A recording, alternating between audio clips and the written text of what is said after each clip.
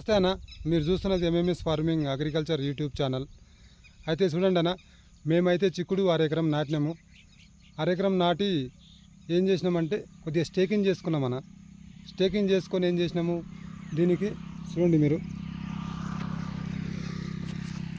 ఇలా కట్టెలు పెట్టి స్టేకింగ్ చేసుకున్నామన్న. స్టేకింగ్ చేసుకొని ఈ లాస్ట్కు కొనకు జేవైర్ చుట్టుకున్నాము. ఈ మధ్యలోనేమో ఈ ప్లాస్టిక్ మన సంచులు కుట్టరా ఆ దొడ్డు తీసుకొని వచ్చి ఇలా వేసుకున్నాము. ఇలా వేసుకొని, ఎందుకంటే ఇలా వేస్తే ఏమవుతుందంటే దానికి ఊతంలాగా దొరుకుతుంది, అలాగే చెట్టు పైకి వాతుంది. ఇదే లాస్ట్ ఎండింగ్. ఇంకా అయితే మనం చిక్కుడులో మెయిన్ పూత దశలో మనం తీసుకోవాల్సిన జాగ్రత్తలు ఏంటిది, కాయ పిందె పట్టేటప్పుడు మనము ఈ చిక్కుడుకు అంతర కృషి చేయొద్దు. మనం కల్దిస్తే ఏమవుతుందంటే పూత రాలిపోతుంది. కాబట్టి ప్రతి రైతు సోదరులు పూత రాకముందుకే అంతర కృషి చేసుకోవాలి. తోటలో ఇలా అంతర కృషి చేసుకుంటే ఏమవుతుందంటే పూత మనం మొక్కను ఎప్పుడైతే కల్దిస్తామో ఆ మొక్క ఉట్టినే పూత రాలిపోతుంది. అందుకు రైతులు తగు పూత రాకముందుకే అంతర కృషి చేసుకున్నట్లయితే మనకు పూత రాలకుండా ఉంటుంది. అలాగే ఈ చిక్కుడులో పూత దశలో మరుక మచ్చల పురుగు చాలా నష్టపరుస్తుంది. తీవ్రత అనేది చాలా ఉంటుంది. అయితే మనం దానికి ఇప్పుడు ఏం మందులు పిచికారీ చేసుకుంటే మనకు కంట్రోల్లో ఉంటుంది అనేది నేను 2 ముక్కలు చెప్తాను. కొత్తగా చూసే వాళ్ళు ఎవరైనా సరే నా వీడియోను లైక్ చేయండి, షేర్ చేయండి, సబ్స్క్రైబ్ చేసుకోండి ఫ్రెండ్స్. అయితే టాపిక్లోకి వెళ్దామండా.